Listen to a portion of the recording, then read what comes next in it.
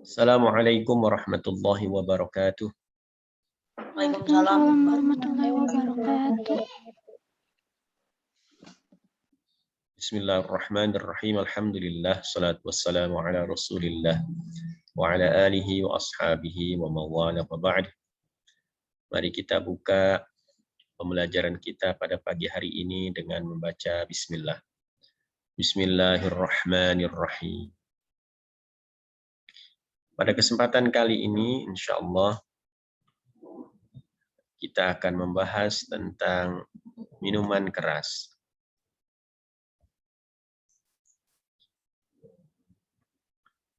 Apa yang dimaksud dengan minuman keras?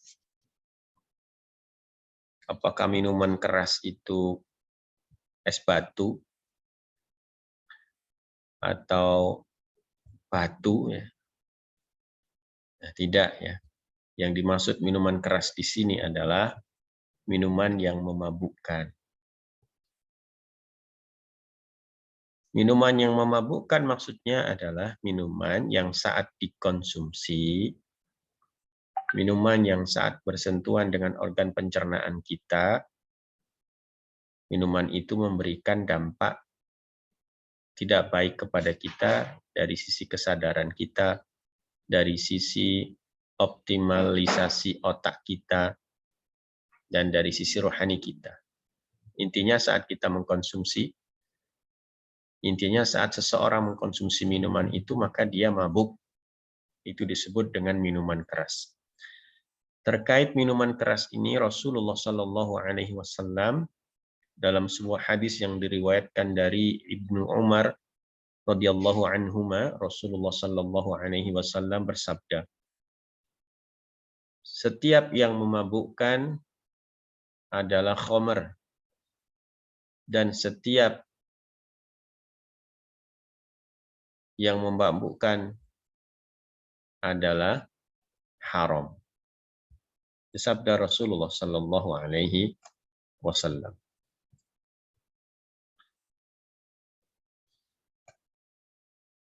Sebentar ya.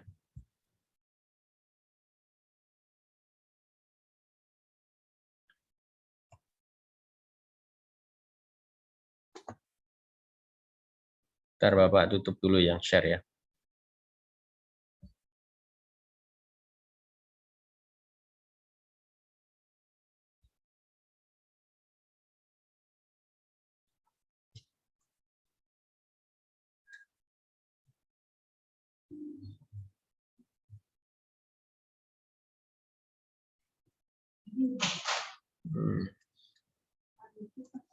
Sebentar.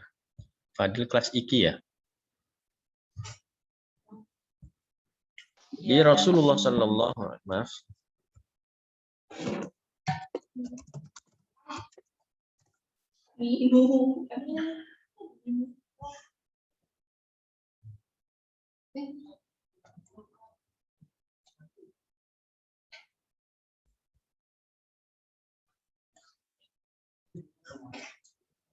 Bentar ya.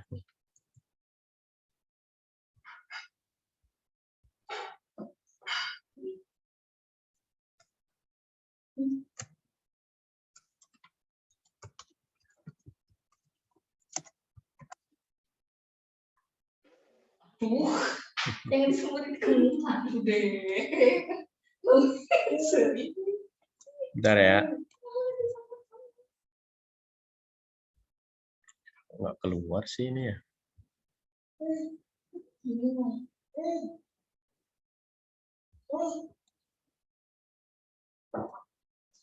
Kelihatan? Kelihatan nak? Nggak kelihatan. Gimana caranya? Oke, kita lanjutkan aja. Yang ini aja.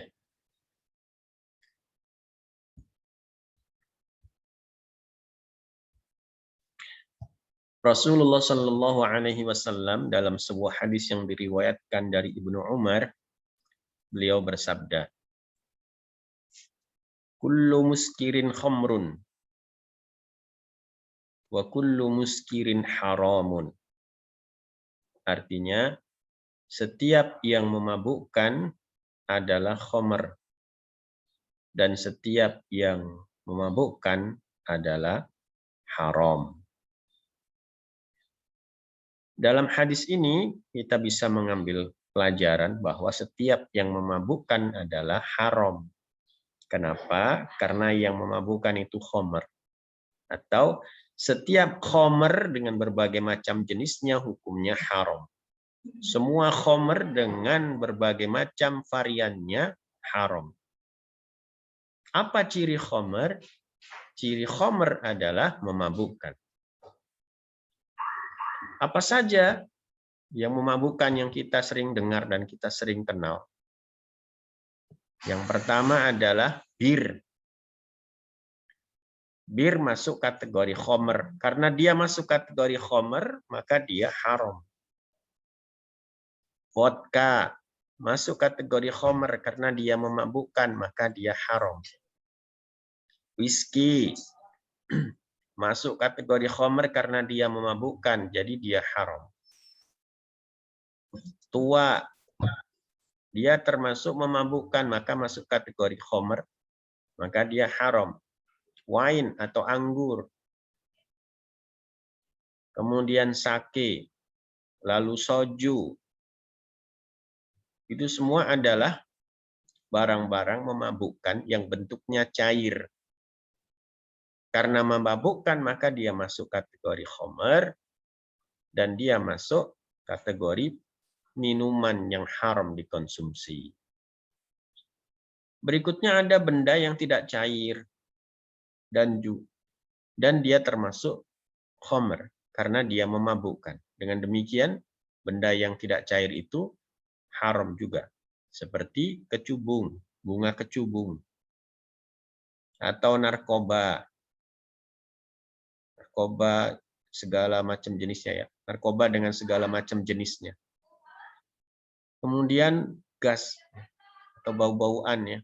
Yang memang sengaja dikonsumsi atau dibau supaya mabuk. Misalnya lem. Nah, itu semua adalah masuk kategori khamr. Itu semua masuk kategori benda yang memabukkan. Nah, anak-anak, nah, sebelum khamr diharamkan, dulunya tidak haram. Berikut ini adalah tahapan pengharaman khamr. Yang pertama, Allah Subhanahu wa taala di dalam surat An-Nahl ayat 67 berfirman, A'udzu billahi minasyaitonir rajim. Wa min samaratin nakhili wal a'nabi tattakhiduna minhu sakaran wa rizqan hasana. Inna fi dzalika laayat. Inna fi dzalika laayatan liqaumin ya'qilun.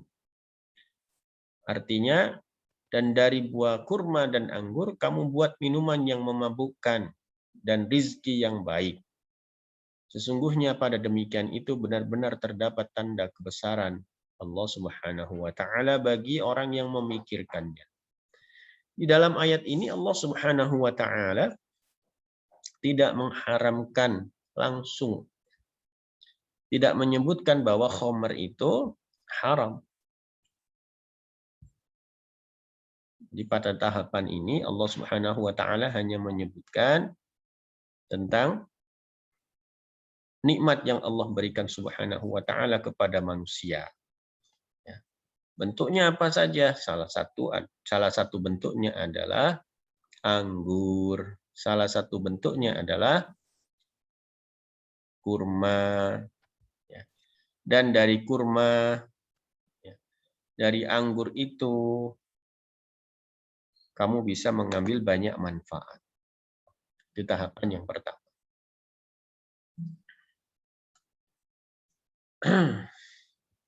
Nah, dalam ayat itu Allah Subhanahu wa taala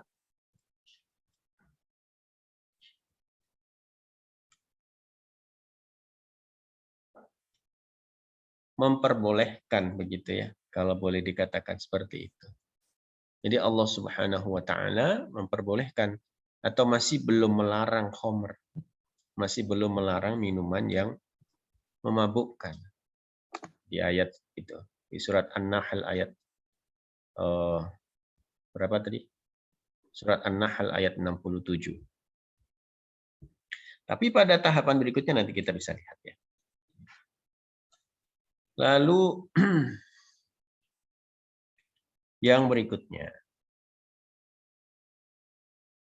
tahapan kedua. Kalau tahapan pertama tadi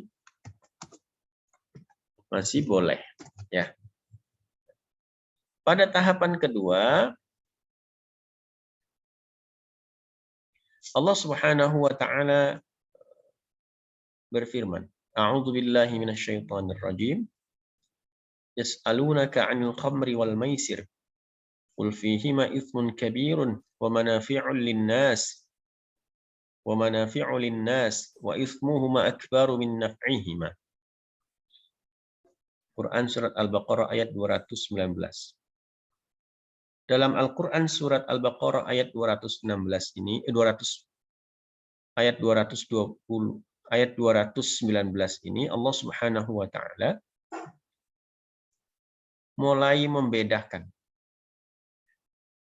bahwa khamr, minuman keras itu ada dosanya, ada manfaatnya.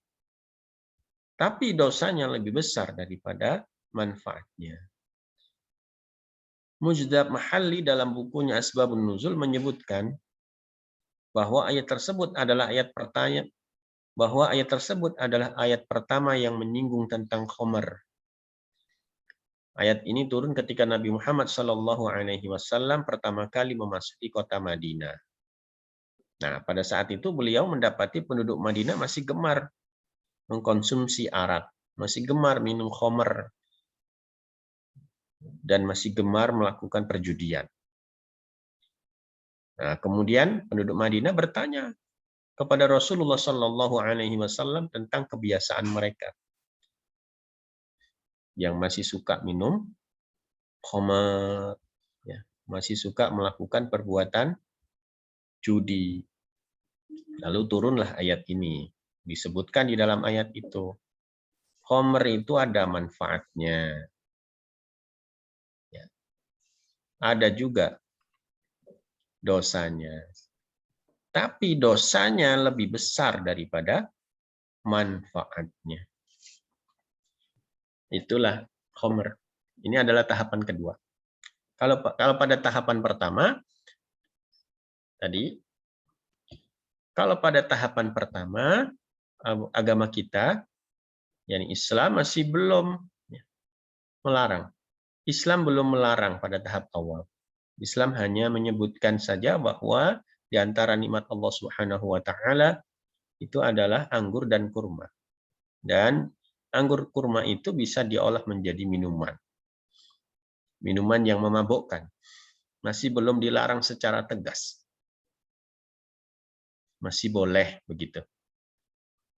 Pada tahapan kedua, Allah Subhanahu wa taala melalui firman-Nya menjelaskan bahwa khamr itu ada manfaatnya. Ada dosanya juga. Tetapi dosanya lebih besar daripada manfaatnya. Manfaatnya mungkin hanya 10 atau hanya 1%, dosanya bisa 99%. Karena seseorang itu kalau sudah minum khamr, dia punya potensi melakukan dosa lain. Bisa dosa besar, bisa dosa kecil. Intinya dosa. Dosa mau besar mau kecil tetap dosa. Nah, itu tahapan kedua. Tahapan ketiga. Pada tahapan ketiga, dalam firman-Nya Allah Subhanahu wa taala menyebutkan, A'udzu billahi minasyaitonir rajim. Ya ayyuhalladzina amanu la taqrabus salata wa antum sukara hatta ta'lamu ma taqulun. Wahai orang-orang yang beriman, janganlah kamu salat sedang kamu dalam keadaan mabuk, sehingga kamu mengerti apa yang kamu ucapkan. Al-Quran Surat An-Nisa ayat 43. Dalam ayat ini, Allah Subhanahu wa ta'ala menyampaikan kepada orang yang beriman, wahai orang yang beriman, kalau kamu mau sholat, kamu jangan mabok. Hilangkan dulu maboknya. Begitu. Dalam arti lain, Kita bisa ambil kesimpulan, selain sholat masih boleh mengkonsumsi minuman arak itu. Waktu itu ya, pada tahapan ketiga. Kalau sudah masuk waktu sholat, jangan minum lagi. Kenapa? Kalau minum, mabuk nanti. Kalau mabuk, sholatnya nggak beres. Kenapa sholatnya nggak beres? Karena pikirannya nggak optimal. Kesadarannya nggak optimal. Nanti waktunya ruku, sujud. Waktunya sujud, tidak. Waktunya baca Al-Fatihah, baca doa sujud. Waktunya mengingat Allah, karena sholat itu adalah sarana berkomunikasi dengan Allah dan mengingat Allah. Waktunya mengingat Allah, tapi karena mabuk, maka yang diingat bukan Allah. Bisa jadi yang diingat adalah urusan-urusan yang berkaitan dengan keduniaan. Ini tahapan ketiga. Kemudian tahapan keempat adalah tahapan pengharaman.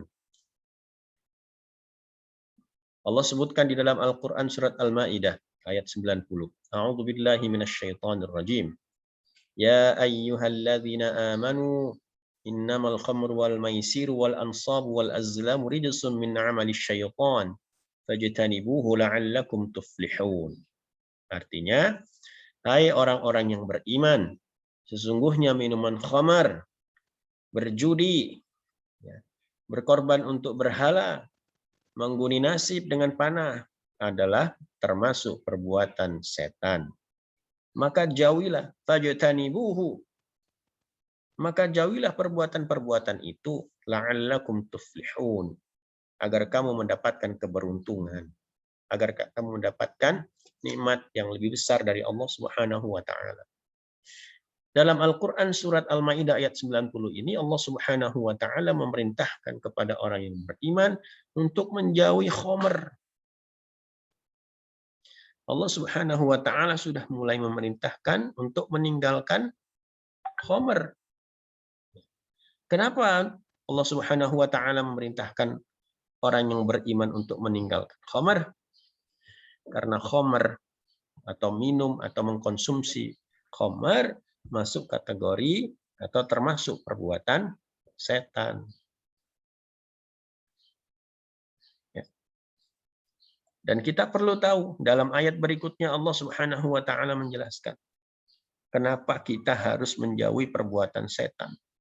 Kenapa kita harus menjauhi khamr? Kenapa kita harus menjauhi judi? Kenapa kita harus menjauhi berkurban untuk berhala? Kenapa kita harus menjauhi perbuatan berkorban untuk berhala? Kenapa kita harus menjauhi mengundi nasib dengan panah? Karena semua itu adalah perbuatan setan. Kenapa kita dilarang dekat-dekat dengan setan? Innama yuridus syaitanu an yuqi'a bainakumul adawata wal baghdha'a fil khamri wal maisir wa yasuddakum an dzikrillah wa 'anis salati fahal antum muntahun. Karena setan itu bermaksud hendak menimbulkan permusuhan dan kebencian di antara kamu melalui minuman khamr dan judi itu. Dan setan juga bermaksud menghalangi kamu dari mengingat Allah. Artinya saat seseorang mengkonsumsi minuman khamr, kemudian berjudi, maka seseorang itu akan sulit mengingat Allah Subhanahu wa taala. Artinya ketika seseorang mengkonsumsi minuman khamar, ketika dia berjudi, maka seseorang itu sedang terjebak dalam perangkap setan. Seseorang itu akan mudah terjebak dalam permusuhan dengan sesama saudaranya. Seseorang itu akan mudah membenci saudaranya. Kenapa? Karena khamr dan judi itu adalah jebakan setan. Dan khamr itu dapat membuat seseorang lupa Allah Subhanahu wa taala. Khamr akan menghalangi seseorang mengingat Allah Subhanahu wa taala. Jadi kalau orang sudah mengkonsumsi khamr, sudah melakukan perbuatan judi, maka saat itu dia akan terjebak dalam permusuhan. Kemudian dia akan saling benci. Kalau sudah seperti itu, maka dampak lainnya adalah dia akan terhalang dari mengingat Allah Subhanahu wa taala. Wa 'anis shalah, kata Allah. Orang yang mengkonsumsi khamr, orang yang berjudi, dia akan terhalang melaksanakan sholat. Kenapa? Karena saat dia mabok, kan nggak mungkin sholat. Sholatnya nanti bisa keliru. Kemudian esensi sholat atau inti dari sholat itu tidak akan dapat digapai orang, tidak akan dapat digapai. Maaf, Bapak ulang lagi. Kemudian esensi sholat tidak akan bisa digapai oleh orang yang mengkonsumsi khamr, oleh orang yang sedang mabok. Kenapa? Karena sholatnya tidak akan khusyuk. Kenapa? Karena dia dekat dengan setan.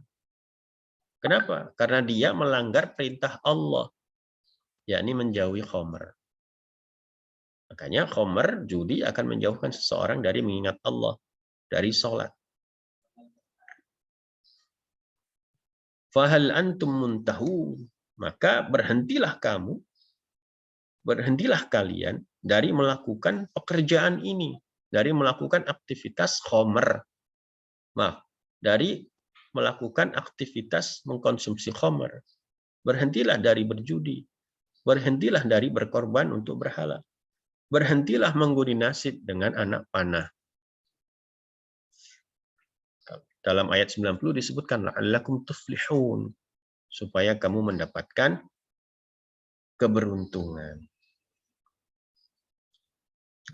Kenapa Allah Subhanahu wa taala melarang kita melakukan itu semua?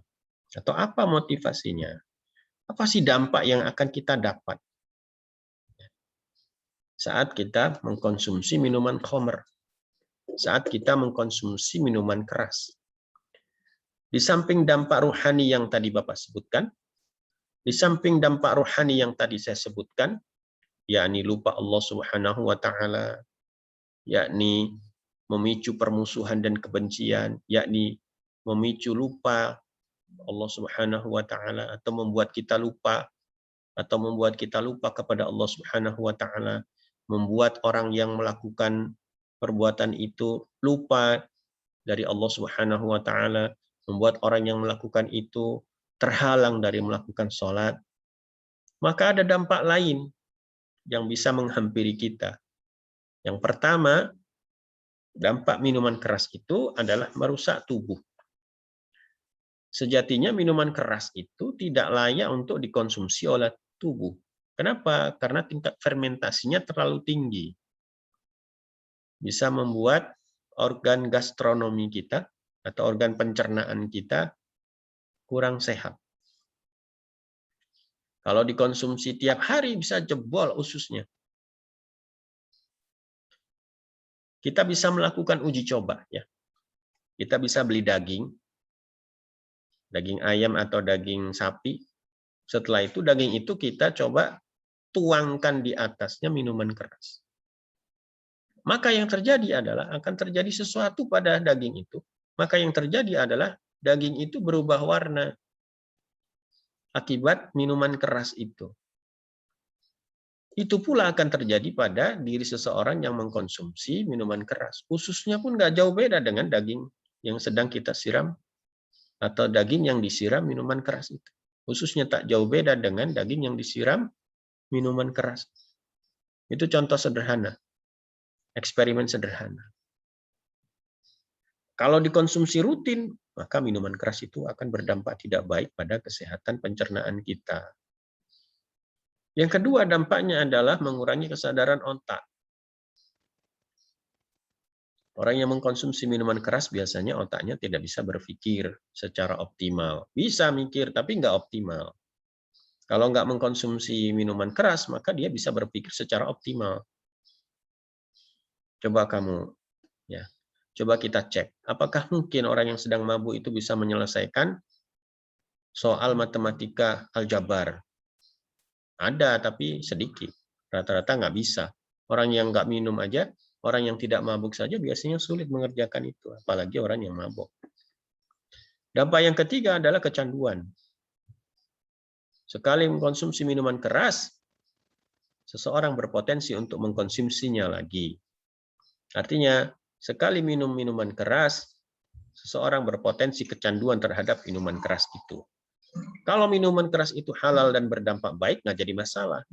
Yang jadi masalah adalah minuman keras itu dampaknya tidak baik. Dan itu dosa. Dan itu haram. Maka kecanduan itu menjadi tidak baik. Yang berikutnya, dampak dari mengkonsumsi minuman haram atau minuman yang memabukkan adalah ketidakstabilan psikologis. Jadi orang-orang yang memiliki kebiasaan mengkonsumsi minuman haram biasanya akan sering melampiaskan masalah yang mereka hadapi atau akan sering lari dari masalahnya dengan cara mengkonsumsi minuman keras itu. Karena dia berpikir saat mengkonsumsi minuman keras itu dia mabuk, saat dia mabuk dia lupa dengan permasalahannya. Dia pikir saat dia berhasil melupakan masalahnya, setelah itu selesai masalahnya. Tidak begitu. Masalah itu tidak bisa selesai dengan cara dilupakan. Masalah itu hanya bisa selesai dengan cara dihadapi dan diselesaikan. Nggak ada ceritanya kita punya masalah, kita tinggal tidur, bangun tidur, masalah selesai. Nggak ada. Kalau ada masalah, satu caranya, dihadapi, selesaikan. Walaupun hasilnya tidak optimal, tidak jadi masalah. Yang paling penting, kita sudah berusaha untuk menyelesaikannya. Nah, pada zaman modern ini, ada namanya khomer. Khomernya tidak ada wujudnya. Khomernya tidak ada bentuknya. Tapi dia lebih dahsyat. Dia lebih bisa menjangkau semua elemen. Semua elemen bisa dimasuki oleh khomer atau oleh sesuatu yang memabukkan dan membuat orang kecanduan, yaitu video games. Yaitu games. Games ini disebutkan sebagai narkoba digital. Sebagai opium digital. Sebagai sabu-sabu digital. Kenapa? Karena seseorang ketika sudah mengkonsumsi atau sudah bersentuhan dengan game online atau games online ini, maka dia akan lupa segalanya. Belajar lupa, bekerja lupa, lupa waktu, lupa sholat, lupa baca Quran, dan sebagainya. Jadi games online ini masuk kategori narkoba online, narkoba digital.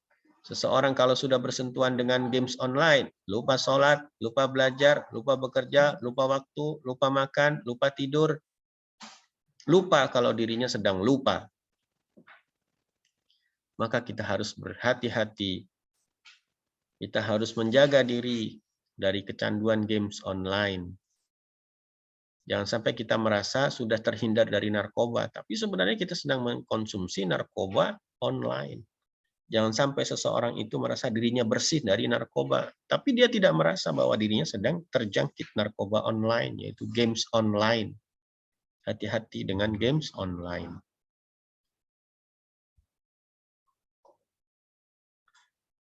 Apa tujuan Allah Subhanahu wa taala? Tujuan Allah Subhanahu wa taala mengharamkan narkoba itu apa? Mengharamkan khamar itu apa? Tujuannya tadi la'allakum tuflihun, agar kita beruntung. Saat kita beruntung, maka saat itulah kita kembali kepada fitrah kita. Fitrah manusia yang selalu merindukan Allah Subhanahu wa taala. Saat kita sudah kembali kepada fitrah kita, maka insya Allah hidup kita akan indah, hidup kita akan bahagia, kita akan meneguk manisnya kehidupan di dunia dan di akhirat. Sebaliknya, apabila kita jauh dari Allah, maka saat itulah masalah akan datang bertubi-tubi menghampiri kita. Bahkan sesuatu yang sebenarnya bukan masalah akan kita jadikan masalah, karena kita tidak tahu kepada siapa kita minta bantuan untuk menghadapi sesuatu yang sebenarnya bukan masalah itu.